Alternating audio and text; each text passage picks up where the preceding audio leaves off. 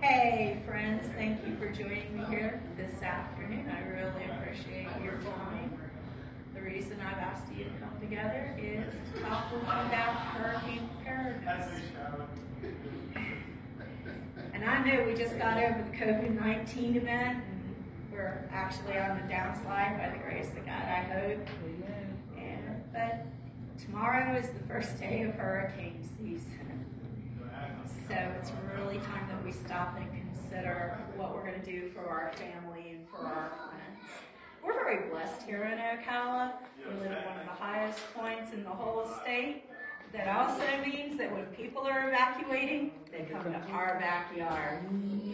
So it's really important that we think about these things ahead of time, and we can get our provisions in line, every little thing that we might need before our visitors come to join us, if there is indeed an evacuation. National Weather Service predicts a more active hurricane season this year than in the last 30 years.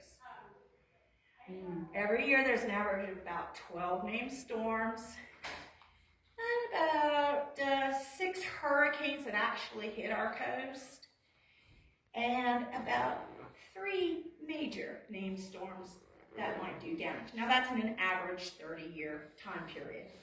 This year, the National Weather Hurricane Service predicts that we will have 16 named storms, of which we have already had 3. 8 actual fully formed hurricanes that will threaten the East Coast. And they are expecting that we may have 4 to 6 hurricanes that will reach category 3 to 5. That has the potential to do major damage. This means that our coastal people are going to be coming inland.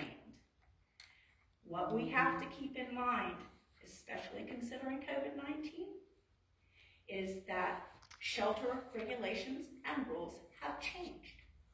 Our governor has already stated that he is going to ask people to look more toward sheltering in place than even leaving coastal areas. Of course, low-lying coastal areas will still be expected to evacuate inland.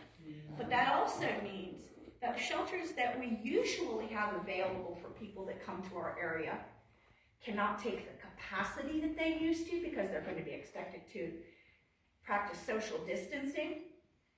So our governor has made tentative provision to open motels and hotels under FEMA regulations.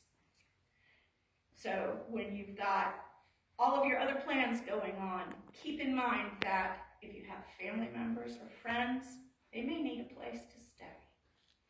If you've got certain amount of provisions that you make for your family members, make provisions for a couple more just in case. Some of the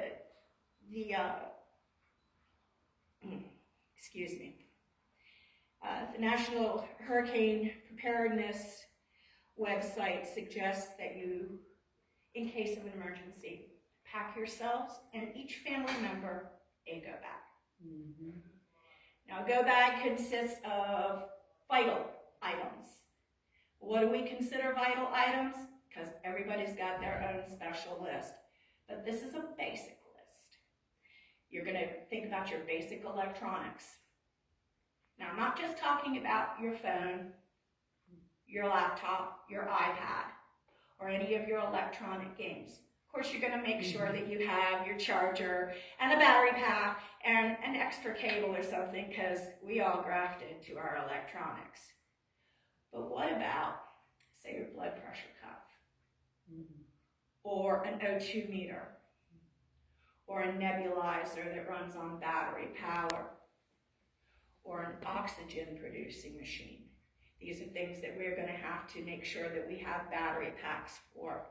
We're very lucky in that there are solar battery packs that are available on the market right now for very inexpensive cost.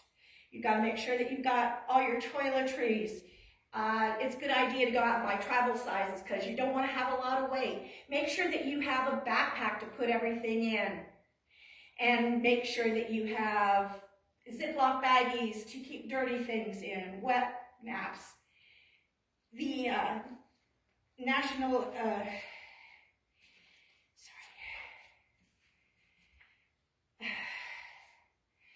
FEMA has prepared a grab-and-go list that will give you a basic idea of what you should pack, what you should have available for your family members, and I'm going to pass that out. And of course, as I said, everybody is an individual. You know what you need, you know what you like, you know what you're going to have, you know what kind of meds you have to have, what kind of paperwork you need to take with you. If you've got adoption papers that you have to take, a birth certificate. Make sure you have photocopies of your Social Security card, your driver's license, your ID, any deeds, any wills, anything, immunization records, anything that you might need to put your hands on immediately that has the potential to be destroyed. And this is where your Ziploc baggies come in, because this will keep your stuff safe and controlled. Make sure you got cash on you. Make sure you got rolls of coins, because you might not be able to get to an ATM. You might need to hit up a soda machine or a snack machine or wash your clothes. So carrying a little extra cash, a little high cash on you is a really, really good idea.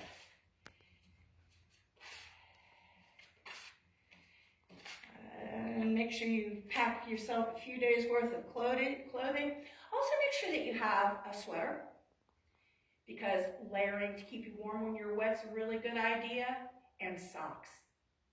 You never know when you're going to need dry feet. So I'm going to leave you with this parting thought. Again, June 1st is the start of hurricane season in Florida. That is tomorrow. You all can go to www.fema, that is FEMA.gov, and look up their hurricane preparedness list. And I want to thank you all, and you've been a fantastic audience. Just keep in mind, better to be prepared than sorry. Amen. Thank you so much.